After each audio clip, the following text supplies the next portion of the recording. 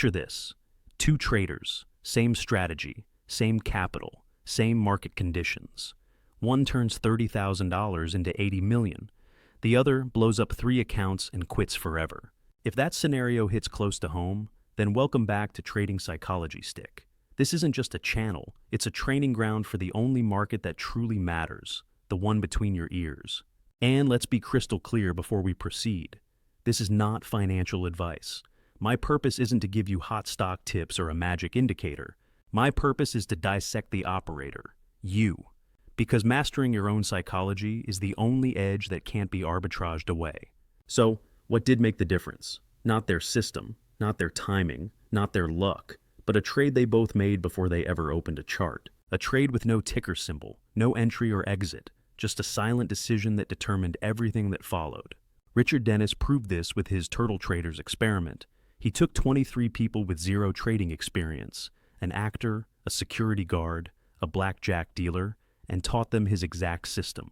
Same rules, same capital, same mentor. The results? Some made millions. Others lost everything. The difference wasn't in what they learned. It was in who they chose to become. Every click of your mouse, every position you take, every rule you break, you're not actually trading the market. You're trading the story you tell yourself about who you are. And that story, it's either your edge or your execution. Here's what Jack Schwager discovered after interviewing dozens of market wizards. The ones who survived didn't have better strategies. They had better relationships with themselves. They made a different trade, an invisible one, the trade where you decide, am I going to master the market or master myself first? Because at 2 a.m., when you're staring at a massive loss, when your system says exit but your ego screams hold, when everything inside you wants to double down and chase, that's when you discover which trade you really made. Let me tell you what happened to someone who thought he was different. His name was Nick Leeson. Brilliant. Authorized to make trading decisions for Barings Bank. Had every advantage. Lost $1.3 billion. Not because he couldn't read the market, but because he couldn't read himself. The market didn't destroy Barings Bank. Nick's inability to take a loss did. This isn't another guide about setups or indicators. This is about the battle no one talks about. The one that happens between your ears. The one that determines whether you'll join the 95% who fail or the 5% who transform. Every market wizard made this invisible trade early. Paul Tudor Jones, Ed Seykota, Michael Marcus. They all chose to face one uncomfortable truth. In trading, your biggest position is always in yourself. And right now, in this moment, you're about to make that same trade. The question is, will you even realize you're making it? Section 1. The most important trade you'll ever make. Right now, pull up your transaction history. Count every trade you've ever made, hundreds, thousands. Now, let me tell you something that'll twist your mind. None of those were your most important trade. That one happened before you ever funded your account. It happens every morning when you wake up. It's happening right now as you watch this. It's the trade you make with yourself about who you're going to be when the pressure hits. Michael Marcus learned this the hard way. Started with $700, blew it, borrowed more, blew that too. 7 times. 7. But on the 8th attempt, something shifted. Not his strategy, his identity. He stopped trying to prove he was smart and started trying to prove he could follow rules. That invisible shift, it turned him into a trader who transformed $30,000 into 80 million. Think about your last losing streak. What story did you tell yourself? The market's rigged, my system stopped working, I need a better strategy. Those aren't observations, they're identity statements. You're not describing the market, you're describing your relationship with discomfort. Here's what separates the 5% from everyone else. They understand that every chart is actually a Rorschach test. 2 traders see the same pattern. One sees opportunity and waits for confirmation. The other sees validation for their need to be right and jumps in early. Same chart, different stories, drastically different outcomes. Picture yourself tomorrow at 9:30 a.m. Market opens. Your setup appears. But it's not perfect. Maybe 80% there. What happens next reveals everything. Do you take it because you're afraid of missing out? Do you skip it because it's not ideal? Or do you take it with reduced size because that's what your rules say? That decision, that fraction of a second, that's the real trade. and it's already determined by the contract you've made with yourself about who you are as a trader. Linda Rashka put it perfectly. The best traders have evolved to the point where they trust their methodology and themselves. But here's what she didn't say. That trust isn't built in winning trades. It's built in the moments when you follow your rules despite wanting to break them. Every single time you honor your stop loss, when your gut says just a little more room, you're making the invisible trade. Take this test. For 1 week before every trade, write one sentence. Am I trading the setup, or am I trading my need to fill in the blank? Need to be right, need to make money, need to feel smart, need to recover losses. Be ruthlessly honest. After 20 trades, you'll see the pattern, not in the market, in yourself. The market doesn't care about your mortgage, your ego, your dreams. It only reflects one thing with perfect clarity: your ability to execute without emotional distortion. Master that trade, the one with yourself, and everything else becomes just process. But if that's true, why do brilliant traders with proven systems still fail? The answer reveals everything wrong with how we think about trading systems. Section 2. The myth of the Holy Grail. I'm about to destroy your favorite excuse. You know the one. It whispers to you after every losing day. If only I had the right system. Stop. Ed Seykota turned $5,000 into $15 million using moving averages. Basic. Boring. Something you'd find in a Trading 101 textbook. Meanwhile, traders with AI algorithms and 17 monitors are bleeding capital daily. Explain that. The turtle traders experiment shattered the system myth forever. Richard Dennis gave 23 novices his exact rules, not hints, not concepts. The precise system that made him hundreds of millions. Same teacher, same technique, same capital. The results? Some became millionaires. Others washed out completely. If systems were the answer, they'd all be rich. But systems are just tools, and tools don't fail. The hands holding them do. What perfect system are you secretly hunting right now? Drop it below. No judgment. I spent 3 years chasing the Holy Grail too. Here's the uncomfortable truth. The profitability isn't in the system. It's in your ability to execute it without deviation. Tom Basso proved this. They called him Mr. Serenity. His trend-following system was so simple, a child could trade it. But Tom had something rare. Total emotional flatness. He didn't get excited by wins, wasn't destroyed by losses. He followed signals like a machine.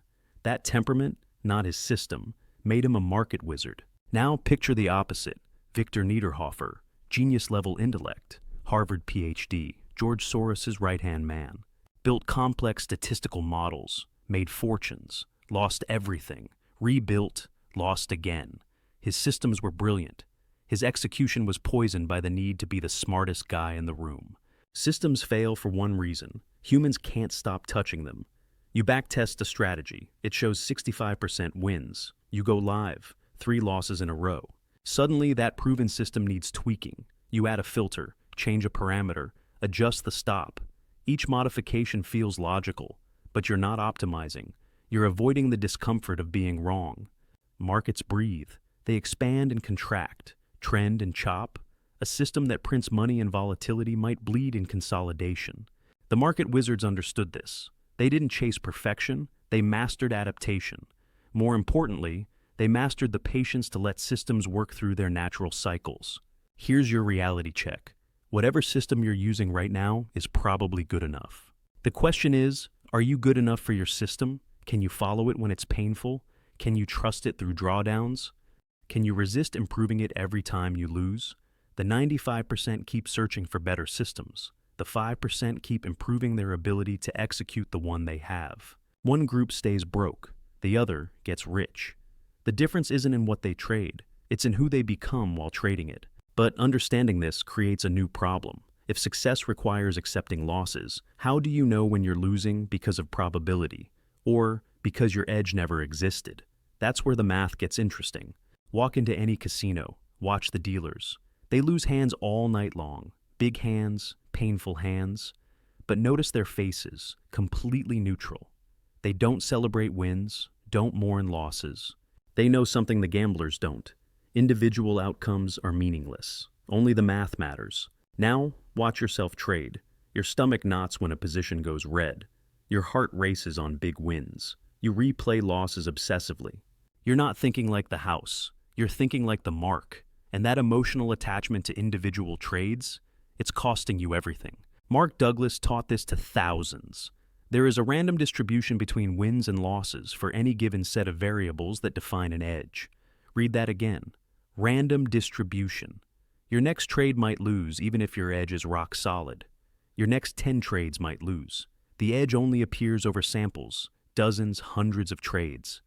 Monroe Trout lived this philosophy, one of Schwager's most statistically minded wizards. His approach was pure math. I don't care about being right on any single trade. I care about executing thousands of trades where probability favors me. Result?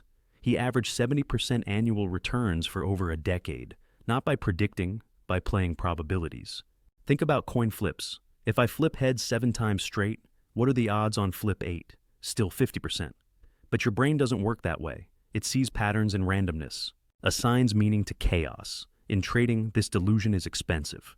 Here's what probability really looks like in trading. You have a setup with 60% win rate, 1.2 risk reward, solid edge. But those wins won't distribute evenly. You might see win-win, loss-loss, loss-loss, win-win, win-win, same edge, wild emotional swings. The amateur changes strategy after the 4 losses. The professional knows it's just math being math. Watch what happens in your mind during a losing streak. Trade 1 loses, mild annoyance. Trade 2 loses, frustration building. Trade 3 loses, doubt creeping in. Trade 4 loses. This system is broken. By trade 5, you're either paralyzed or revenge trading. Not because your edge failed, because you failed to think in probabilities. The market wizards internalized something crucial. You can't control outcomes. You can only control 2 things, your edge and your execution. Everything else is noise. Larry Hite put it brilliantly. I don't trade markets. I trade math. When you truly understand this, individual losses stop mattering. Only the process counts. Try this exercise. Take your next 20 trades. Before entering, rate your emotional need for this specific trade to work. Scale of 1 to 10. Track the results. You'll discover something disturbing. The more you need a trade to work, the worse you execute. The attachment corrupts the process. Casinos don't sweat individual players winning. They know the math ensures their edge over time. Your trading should work the same way. Clean setup, take it. Follows your rules, execute, hits the stop, next trade. No stories, no emotions, just probabilities playing out. But accepting randomness is only half the battle. You still need an actual edge. How do you build one that's truly yours? Not borrowed, not copied, but forged from your own trading DNA.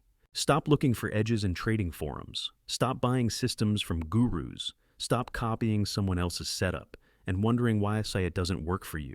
An edge isn't discovered. It's forged in the fire of your own experience, with your own scars, through your own lens. Michael Marcus didn't find his edge in a book. He built it by losing everything 7 times. Each blow-up taught him something about himself, his weakness for averaging down, his tendency to overtrade, his emotional attachment to being right. By the 8th attempt, he'd forged an edge from his failures. Trade small when uncertain, big when confident, simple, personal, devastating, effective for him. An edge is just this, a repeatable behavior that tilts probability in your favor, not magic, not secret knowledge, just a slight statistical advantage executed consistently. But here's what nobody tells you. The best edges are boring, mind-numbingly boring. They should feel like brushing your teeth. William O'Neill spent decades perfecting CANSLIM. 7 variables. That's it. While others chased complexity, he refined simplicity. His edge wasn't in finding new patterns. It was in recognizing the same pattern thousands of times until he could spot it instantly. Depth, not breadth. Look at your last 50 trades. Where did you make money consistently? What conditions? What setups? That's your edge trying to reveal itself. Share your discovery below. The 95% think building an edge means adding more indicators, more rules, more complexity. But the 5% understand it's about subtraction. Strip away everything that doesn't directly contribute to your probability advantage. What remains is your edge. Here's how to forge yours. Document everything, every trade, every emotion, every market condition. After 100 trades, patterns emerge, not in the market, in you. Maybe you nail opening range breakouts but butcher reversals. Maybe you're deadly in trending markets but lose in chop. Maybe your win rate doubles when you trade only the first 2 hours. These patterns are your raw material. Now refine them. If you excel at breakouts, become a breakout specialist. Study every nuance. What time of day works best? Which instruments? What volume patterns? Build depth, not variety. Bruce Kovner said it best. The first rule of trading is, don't get caught in a situation where you can lose a great deal of money for reasons you don't understand. But here's the crucial part. Your edge must match your psychology. If you're impatient, swing trading will torture you. If you hate staring at screens, scalping will burn you out. The most profitable edge is worthless if you can't execute it consistently, and you can't execute what goes against your nature. Jim Rogers traveled the world. His edge? Global macro understanding from first-hand observation. George Soros broke the Bank of England. His edge? Understanding reflexivity in markets. Different traders, different edges, both wildly successful, because they traded their strengths, not someone else's system. Your edge is hiding in plain sight. In the trades you take naturally, in the setups that feel obvious to you but invisible to others, in the patterns your unique brain recognizes effortlessly. Stop trying to trade like someone else. Start refining what already works for you. But even the sharpest edge is worthless if you destroy yourself at the first sign of adversity. Which brings us to trading's darkest truth. Victor Niederhofer, Harvard PhD, champion squash player. George Soros' hand-picked trader, made millions, lost everything, twice. His intelligence was never in question. His discipline was. Because in trading, IQ means nothing when emotions hijack your execution. The destruction pattern is always the same. First comes success, then confidence, then a loss that challenges your identity, then the spiral. You don't just lose money, you lose yourself. And in trying to get back to who you were, you destroy who you could become. Ever broken your own rules after a losing streak? Type guilty. If you've been there, you're not alone. Even market wizards have blown up. Nick Leeson didn't plan to destroy Barings Bank. He was trying to hide a small loss. One unauthorized trade to fix a mistake, then another, then another. Each violation made sense in the moment. Each was justified by the pain of admitting failure. By the time he stopped, he'd lost $1.3 billion. The bank collapsed, all because he couldn't accept a $20,000 loss. Here's what actually happens in your brain during a losing streak. Cortisol floods your system. Your prefrontal cortex, the rational planning center, goes offline. Your amygdala, the fear center, takes control. You're literally not the same person. The calm trader who wrote those rules, gone, replaced by a frightened animal trying to escape pain. Jesse Livermore understood this, made and lost fortunes multiple times. His greatest insight wasn't about markets. It was about himself. The human side of every person is the greatest enemy of the average investor or speculator. He knew his patterns. When he followed rules, he made millions. When emotion took over, he gave it all back. The spiral always follows the same sequence. Loss challenges your identity. I'm supposed to be good at this. Ego demands you prove yourself. I'll show the market who's boss. Rules get bent, then broken, just this once. Position, sizes increase, need to make it back faster. Stops get ignored, it has to turn around. Account implodes. How did this happen? Let's pause. This is heavy stuff. Even Paul Tudor Jones admitted to crying after losses early in his career. You're human. That's not weakness. It's reality. The question is, what do you do with that humanity? The solution isn't to become emotionless. You're not a robot. The solution is to build circuit breakers for your humanity. Richard Dennis had a rule. After 3 consecutive losses, cut position size in half. Not because the system was broken, because he knew his psychology might be.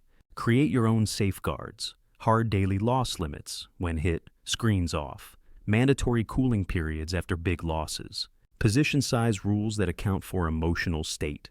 A buddy system for accountability. The smartest traders aren't the ones who never fail. They're the ones who fail fast, small, and forward.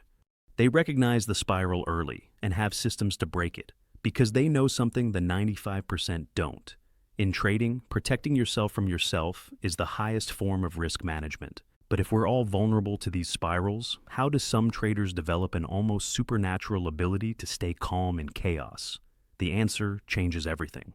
Section 6. Risk management is risk acceptance. Here's the most expensive lie in trading. I can manage risk. No, you can't manage risk any more than you can manage gravity. Risk simply exists.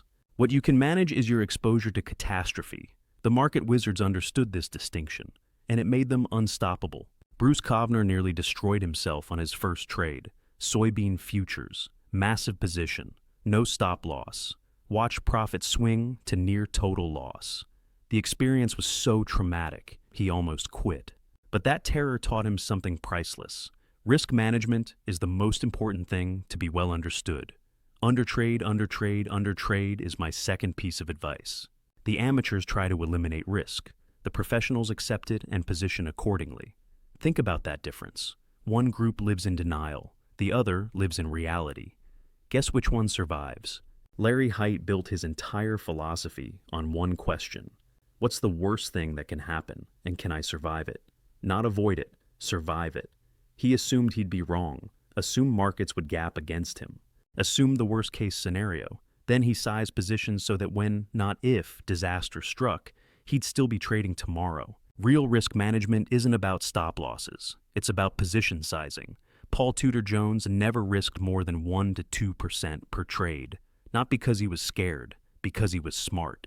He knew that at 1% risk, he could be wrong 20 times in a row and still have 82% of his capital. At 5% risk, 7 losses and you're cut in half. The math is brutal. Lose 50%, you need 100% to break even. Lose 75%, you need 300%. Lose 90%, you need 900%.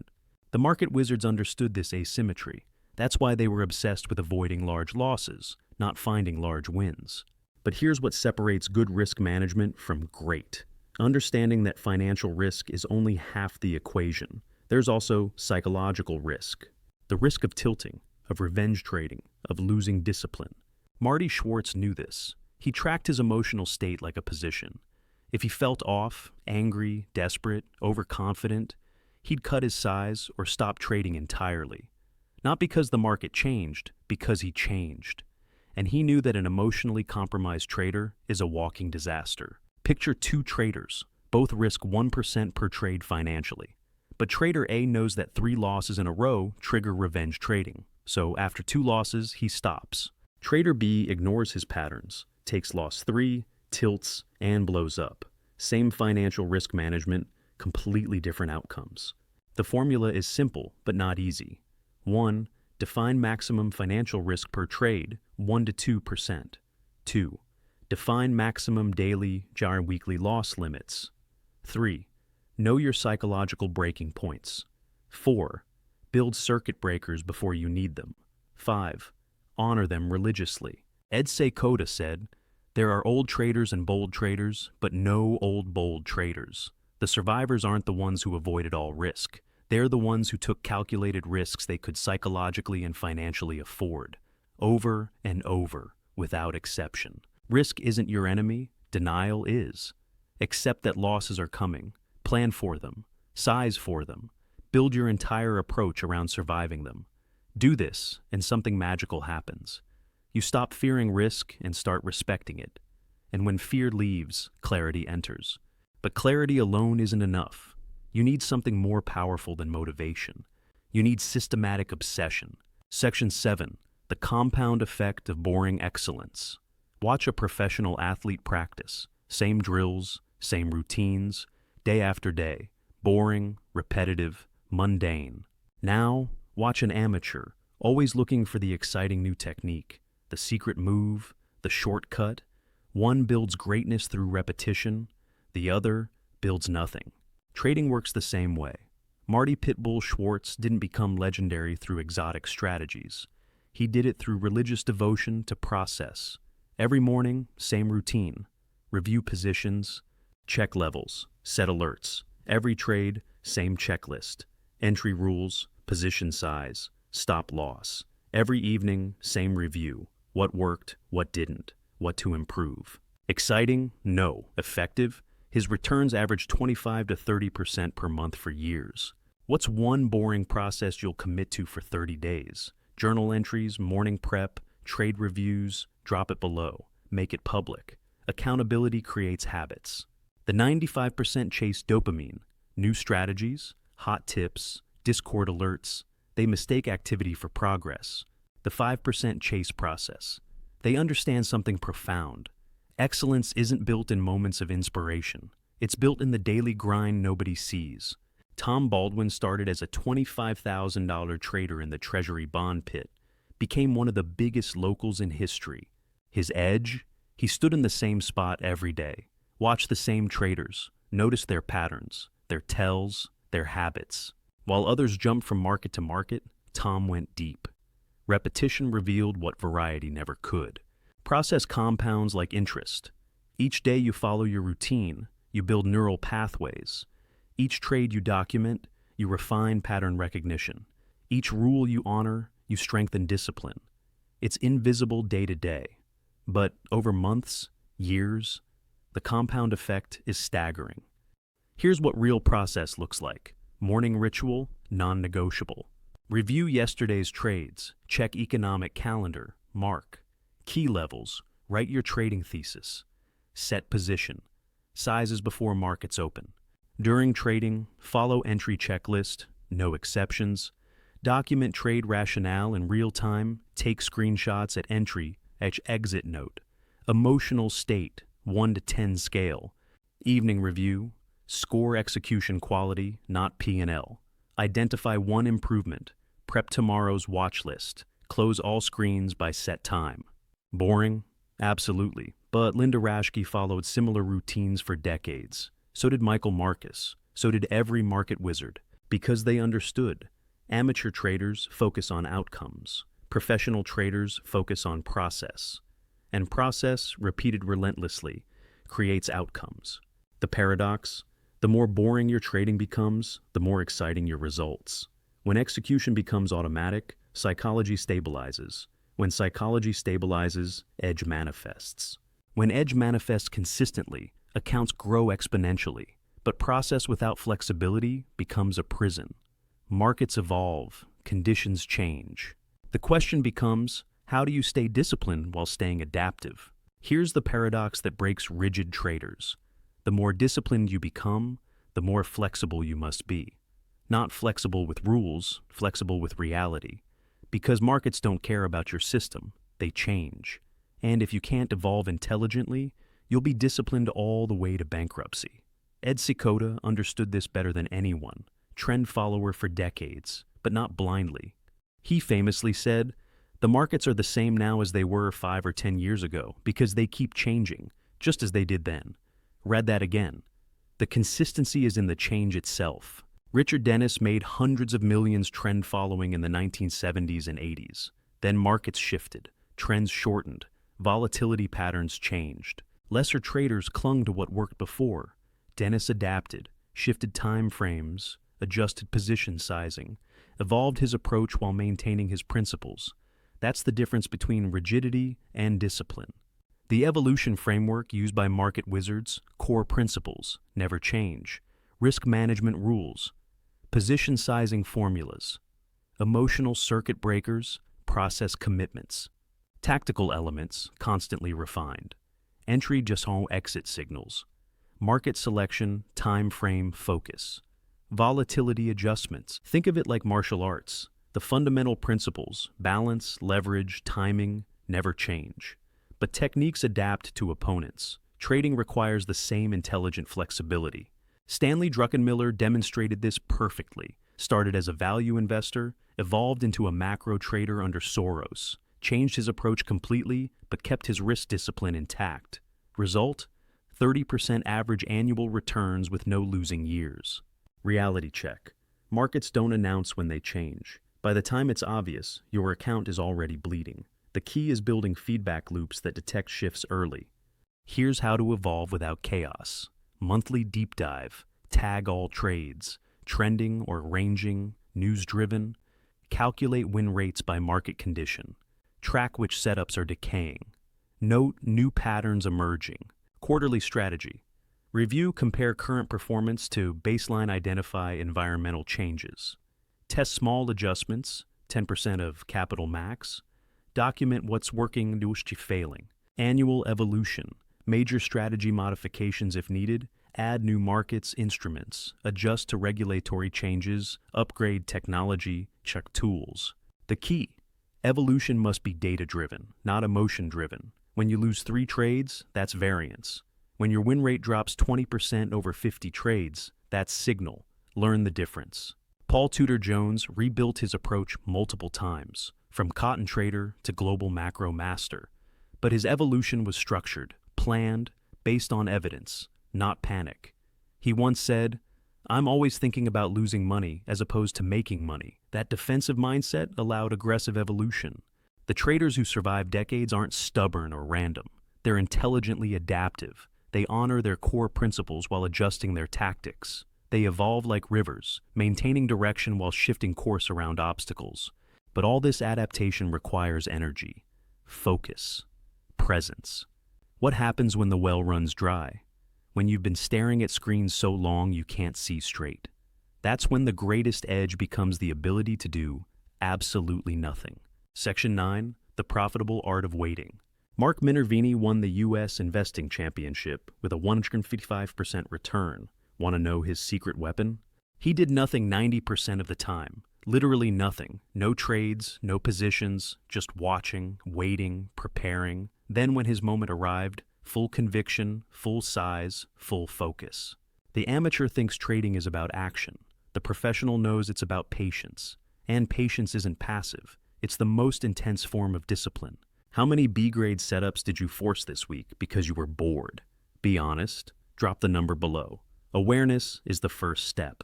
Jesse Livermore called it sitting tight. He'd watch markets for weeks without trading. Not because he couldn't find setups, because he was waiting for the perfect setup, the one that screamed opportunity. He understood something the 95% never grasp. The money isn't made in trading, it's made in waiting. Here's what waiting really means. You're fully prepared, charts marked, levels set, capital ready. But you don't move until your exact criteria align. Not close enough, not probably works, exact, precise, undeniable. Jim Rogers took this to extremes. He'd go years without major trades. Years. While others churned accounts daily, Rogers waited for massive distortions. When he found them, he bet big and held long. His patience made him rich enough to retire at 37 and motorcycle around the world. The psychology of waiting is brutal. Your mind creates phantom opportunities. That could be a setup. Maybe I should get in early. Everyone else is trading. These aren't thoughts, they're addiction symptoms. The need for action, for dopamine, for the feeling of being in the game.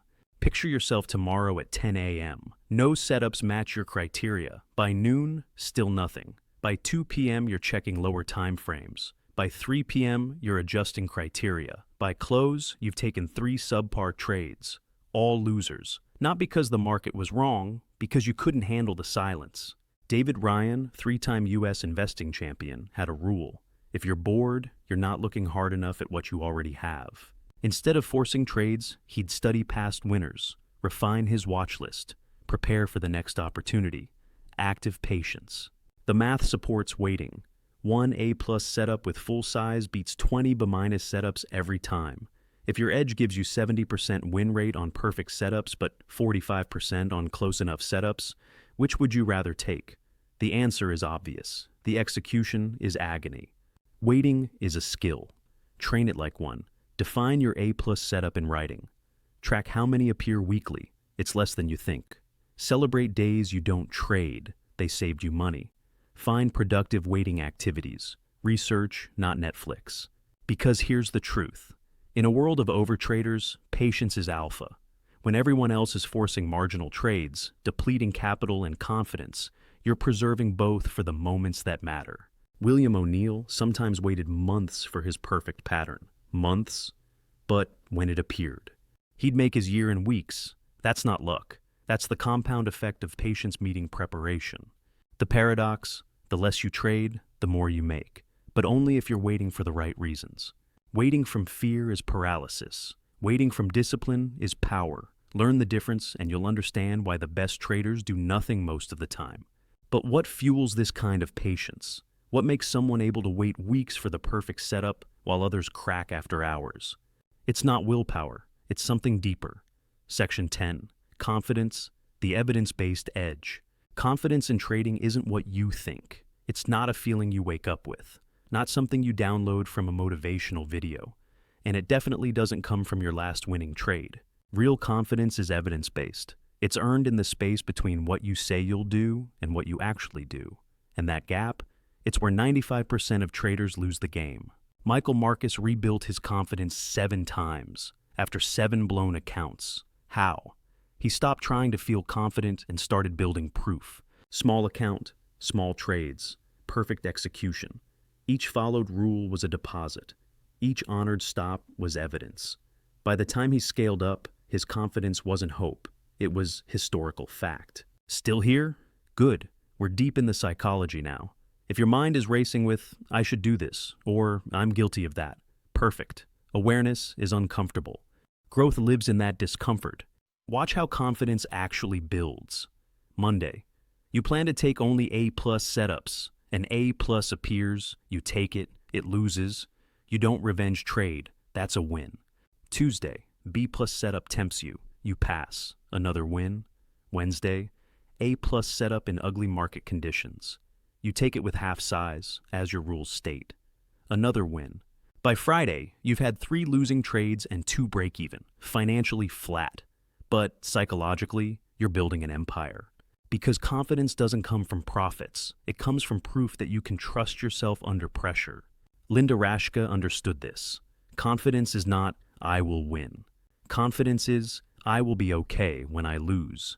Read that again. The difference is everything. One creates pressure, the other creates freedom. And freedom is where peak performance lives. The confidence formula. Market wizards follow. 1. Make micro commitments. 1 rule 1 day. 2. Keep them regardless of outcome. 3. Document the evidence. 4. Stack proof over time. 5. Let confidence emerge naturally. The 95% do it backwards. They try to feel confident first, then trade from that feeling. But feelings without evidence are delusions. The market specializes in destroying delusions. Here's a practical exercise. Create a trust account. Every time you follow your process, win or lose, make a deposit. Every time you break rules, profitable or not, make a withdrawal. Track this separately from P&L. After 30 days, you'll see your real balance. Not money, trust. And trust is the foundation and confidence is built on. Bruce Kovner said something profound. I know where I'm getting out before I get in. That's not about stop losses. It's about self-trust. He knows he'll honor his exit no matter what happens. No hoping, no praying, just execution. That certainty, built over thousands of trades, is real confidence. But here's what most miss. Confidence isn't loud. The most confident traders are often the quietest. They don't need to prove anything because they've already proven it to themselves. In the privacy of their own execution, trade by trade, rule by rule. Paul Tudor Jones in his early days versus his later years, night and day. Young PTJ was brash, aggressive, needed to be right. Mature PTJ, calm, methodical, focused on process. Same intelligence, same markets, different confidence source. One based on ego, one based on evidence. The transition happens when you stop needing any single trade to work. When your identity isn't tied to today's P&L, when you trust your edge and your ability to execute it over time. That's not a feeling, it's a knowing, and knowing changes everything. But what happens when that knowing gets shattered, when discipline fails and you spiral? That's when you need the skill nobody talks about. Section 11, the recovery protocol. Every trader has a breaking point, every single one. Paul Tudor Jones punched his screen after a huge loss early in his career. Michael Marcus blew out 7 times. Even Seykota had periods of doubt. The difference between legends and failures isn't that one group never breaks, it's how fast they recover. I'm going to tell you about the spiral because you need to recognize it before it destroys you. It starts small. A good trade turns bad. You hold past your stop, just this once. It reverses further. Now you're in psychological debt. Not just financial loss, emotional loss. Your identity as a disciplined trader is threatened. So, you double down, not on the position, on the narrative. I'll make it back on the next trade. But you're not trading anymore. You're gambling with scared money. Your judgment is compromised. Risk management disappears. Within hours or days, a manageable loss becomes a career-threatening catastrophe. Screenshot this recovery protocol. Save it where you'll find it when you need it, because you will need it. Every trader does. The immediate recovery. Protocol, hour 1 to 24, full stop. Close all positions, no exceptions. Shut down platforms, leave your trading space physically. No financial news, no charts, no Discord. Day 2 to 3, document without judgment. Write the sequence of events. Note the trigger moment. Track the emotional progression. Identify the first rule. Break. Day 4 to 7, physical and mental. Reset exercise differently than normal. Sleep 8+ hours. Eat real food. Talk to someone outside trading. Week 2, forensic analysis review. With fresh eyes, identify pattern similarities to past spirals, build specific circuit breakers, create if-then protocols. Week 3, micro re-entry trade, 10% of normal size, only A+ setups, focus on execution, not profit. Document everything. Stanley Druckenmiller lost $3 billion in the tech crash, $3 billion, but he came back. How? He didn't try to make it back quickly. He rebuilt slowly, methodically, like a fighter returning from injury, light sparring before heavy rounds. The biggest mistake traders make post-blowup, trying to return to normal size immediately. Your nervous system isn't ready. Your confidence is shattered. You need wins, small ones, to rebuild the foundation. Richard Dennis had a brilliant rule. When you're in a losing streak, you can't turn it around with one trade. You're not going to hit a home run. You just have to get singles, and that's very hard to do. The recovery mindset that works. This is data, not failure. Every trader has these moments. Recovery skill is more valuable than never failing. Small wins compound into big comebacks. Time is your ally, not your enemy. Larry Hite blew up early in his career, lost everything. But he said something powerful. I learn more from my failures than my successes. Success teaches you what works once. Failure teaches you what never works. The traders who last 20+ years aren't the ones who never fail. They're the ones who fail better each time. Faster recognition, smaller damage, quicker recovery. They build antibodies to their own destruction patterns. Because here's the truth. The market will break you multiple times. That's not a possibility. It's a certainty. Your edge isn't in avoiding breaks. It's in recovering before the break becomes your identity. Master this, and you become psychologically unkillable. But once you've learned to recover, you face trading's final challenge: how to grow without letting growth destroy you. Section 12. Scaling success without scaling ego. Success in trading creates a unique problem. The better you get, the more dangerous you become to yourself. Because nothing corrupts discipline faster than a swelling account and a swelling head. The graveyard of trading is littered with people who mastered the game, then let the game master them. Long-term capital management, Nobel Prize winners, PhDs, the smartest minds in finance, turned $1 billion into $4, $6 billion, then leveraged it 25 to 1 because they were too smart to fail.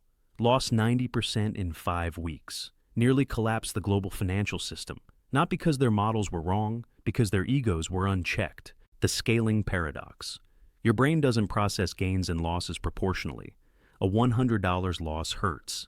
A $10,000 loss traumatizes. But here's the hidden danger.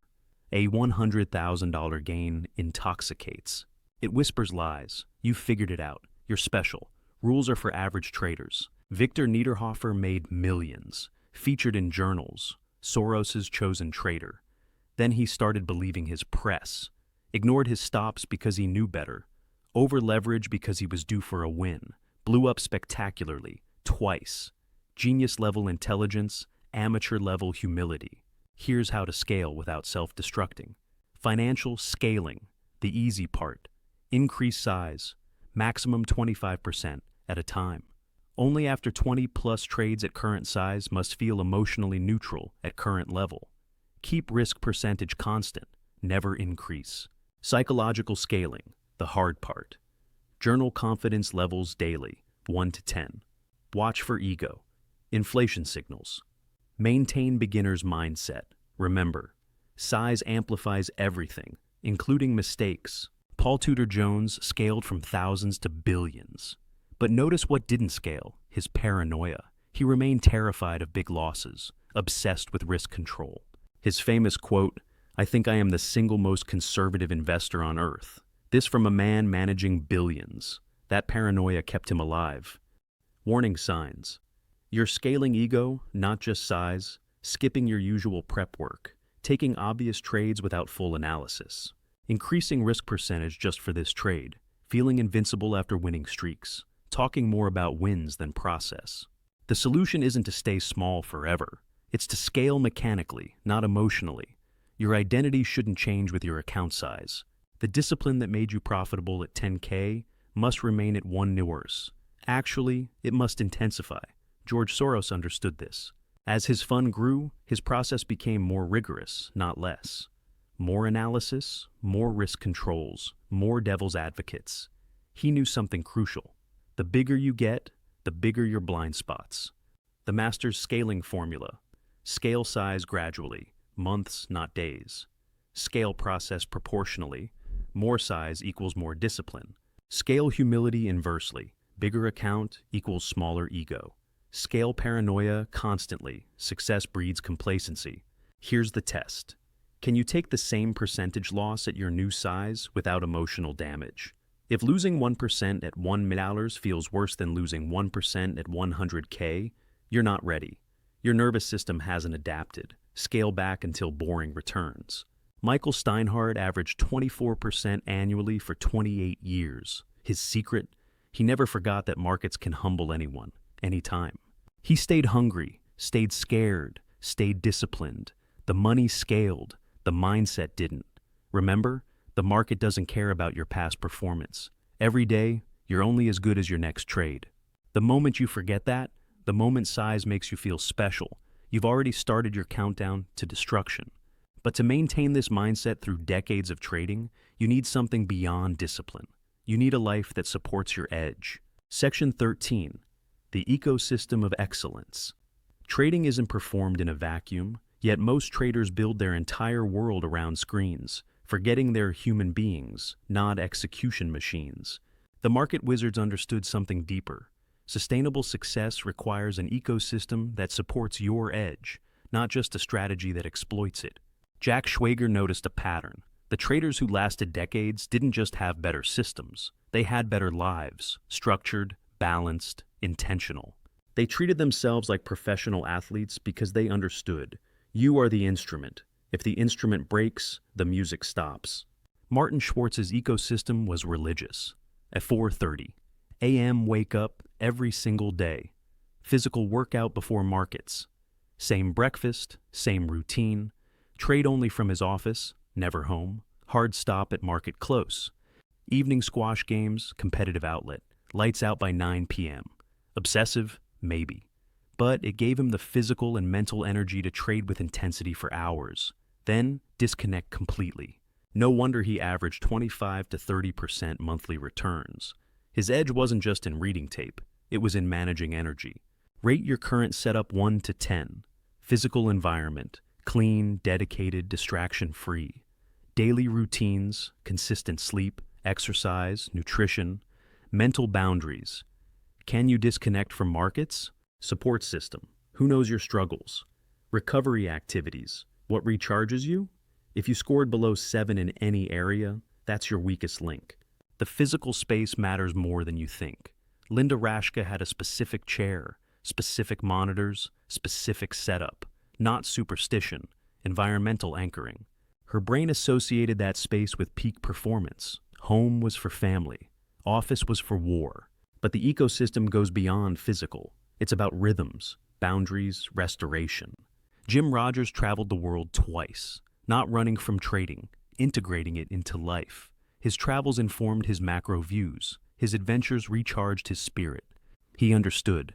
The best trades come from a clear mind, not a cluttered one. Most traders burn out because they have no off switch. They check futures at 3 a.m., watch charts during dinner, dream about positions. That's not dedication, it's addiction. And addiction destroys judgment.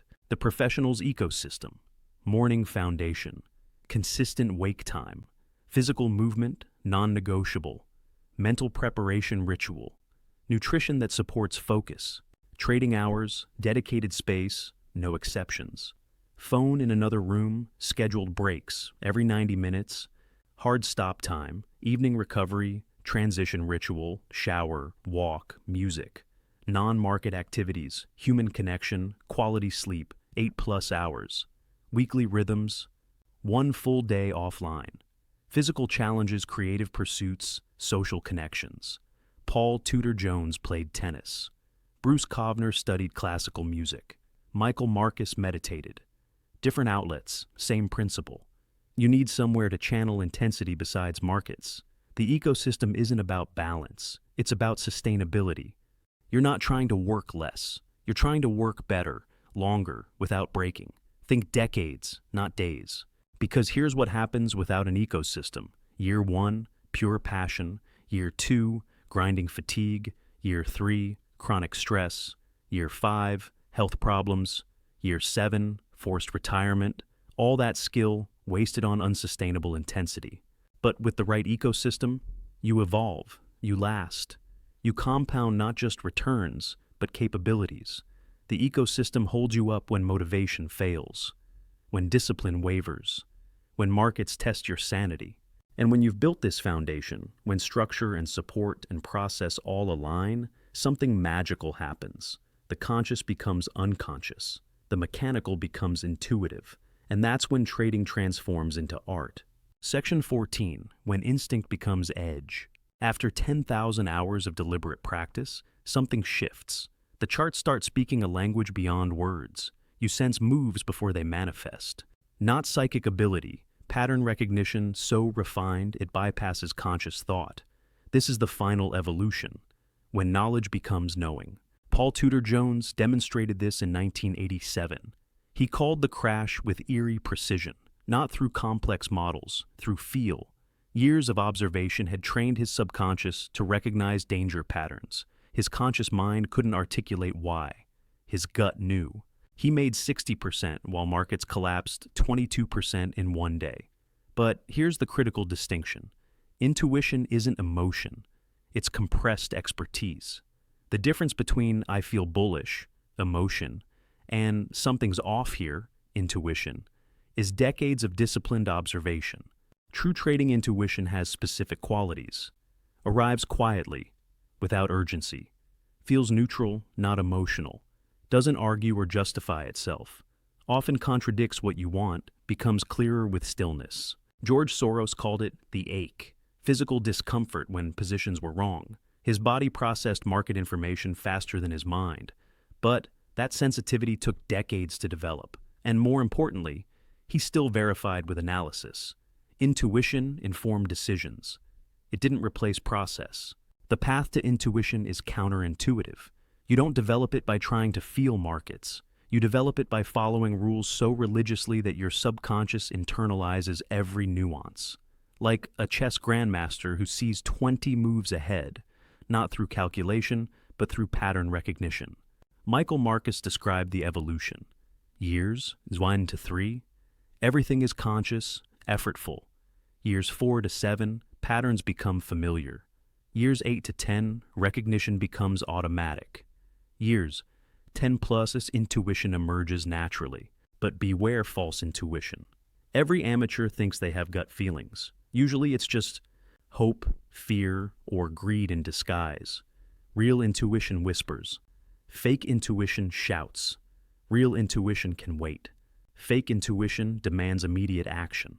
For 1 month, journal every gut feeling about a trade before you act.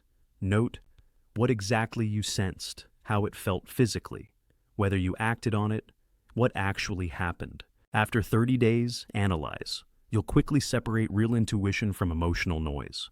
The integration is crucial. Intuition doesn't replace your system, it enhances it. Your rules say enter. Your gut says wait. You enter with half size. That's mastery, using intuition as information, not instruction. Jesse Livermore had a rule: there is nothing new in Wall Street. There can't be, because speculation is as old as the hills. Whatever happens in the stock market today has happened before and will happen again. His intuition wasn't mystical. It was pattern recognition from studying those repetitions. The paradox: intuition only emerges when you stop forcing it. Like sleep, the harder you try, the more elusive it becomes. Focus on process. Honor your rules. Pay attention without attachment. One day, you'll sense something subtle, a hesitation in momentum, a distribution pattern forming. You won't know how you know. You'll just know. And when that happens, when mechanical excellence evolves into intuitive mastery, you'll understand why the greatest traders seem to have a sixth sense. They don't. They have a trained sense, built on millions of observations, refined through thousands of trades, earned through decades of discipline. But even intuitive mastery serves something greater, because once you've conquered the game, why keep playing? After all the systems, all the discipline, all the evolution, every great trader faces the same question. What's the point? You've made your money, proven your skill, conquered your demons. The market that once terrified you now feels like home. So, why continue? The answer reveals the deepest truth about trading. Jim Rogers retired at 37. Had all the money he'd ever need, traveled the world on a motorcycle, wrote books, taught. But he kept studying markets, not for profit, for understanding. Because somewhere along the journey, he discovered what trading really offers: the purest education in reality available to civilians. Markets teach what universities can't. They're laboratories of human nature, mirrors of mass psychology, brutal teachers of cause and effect. Every day they demonstrate how the world actually works versus how we wish it worked. That education, that clarity, becomes addictive in the best way. Ray Dalio built the world's largest hedge fund, but his greatest creation? His principles. Universal truths discovered through markets, but applicable everywhere. About decision-making, about reality, about evolution. The markets were his dojo. The wisdom was the real prize. Look at what trading really teaches: emotional mastery. You learn to function rationally while risking capital. That skill transfers everywhere: negotiations, relationships, life decisions. The person who can stay calm, losing $50,000, can handle any crisis. Reality. Acceptance. Markets don't care about your opinions. Only reality matters. This brutal honesty becomes a superpower in a world full of delusion. You see things as they are, not as you wish. Process thinking. Success comes from repetitive excellence, not sporadic brilliance. This understanding transforms how you approach everything: fitness, learning, building businesses. Risk intelligence. You understand probability in your bones, not theoretically, practically. This makes you better at every decision, from investments to relationships to health choices. Humility and confidence. Markets humble everyone, but reward those who persist intelligently. You develop rare combination: confidence in your process, humility about outcomes. Michael Marcus said it best: trading gives you the opportunity to learn about yourself in ways that no other endeavor can. It's immediate, it's real, and it's unforgiving. But if you survive and thrive, you emerge transformed. The traders who last aren't motivated by money after a certain point. They're motivated by mastery, by the elegance of reading markets correctly, by the satisfaction of disciplined execution, by the continuous learning. Money becomes scorecard, not goal. But the greatest gift? Trading teaches you how to live, how to handle uncertainty because life is uncertain, how to manage risk because everything involves risk, how to stay disciplined because discipline determines destiny, how to evolve because stagnation equals death, how to accept losses because loss is universal, how to maintain perspective because perspective is sanity. The market was never your enemy. It was your teacher, your therapist, your monastery. It demanded you face every weakness, challenged every assumption, punished every delusion. And if you survived that trial, if you emerged profitable in money and wisdom, you gained something priceless: a trained mind, a disciplined spirit, an educated intuition, and the knowledge that you can handle whatever comes next, in markets or in life. Because the most important trade was never about money. It was about who you became in the pursuit. And that transformation? That's the only trade that truly matters. The market will be there tomorrow. The question is, who will you be when you meet it? If you've made it this far, you've already separated yourself from the 95%. They clicked away at the first mention of discipline, but you stayed, you absorbed, you recognized yourself in these stories, both the failures and the possibilities. So here's my challenge. Don't let this be another video you consume and forget. Tomorrow morning, before markets open, do 3 things. 1. Write 1 sentence. What am I really trading, the market or myself? 2. Choose 1 principle from this video to implement for 30 days. 3. Document it publicly for accountability. Comment below with this format. I'm building the edge within. For the next 30 days, I commit to specific action. Maybe it's journaling every trade. Maybe it's honoring stops without exception. Maybe it's walking away after 2 losses. Pick one thing, master it, then stack the next. If this hit different, if you felt exposed, challenged, or inspired, share it with one trader who's ready for truth. Not the gamblers chasing quick wins, but that person grinding in silence, searching for the missing piece. They need to hear this. The missing piece isn't in the market, it's in the mirror. Subscribe if you're ready for more uncomfortable truths about trading and life. This channel isn't for the masses. It's for the few who understand. Mastery isn't a destination. It's a daily practice. And hit the notification bell, because the next video breaks down the exact journaling system used by a trader who turned $5,000 into $12 million. Not theory, not motivation, pure executable process. Remember, you're not trading the market, you're trading yourself. The market keeps score. Your job is to become someone worth betting on. See you tomorrow, same time, better trader. Save this video. You'll need it during your next drawdown, and the one after that. Because mastery isn't about never falling, it's about how fast you stand back up.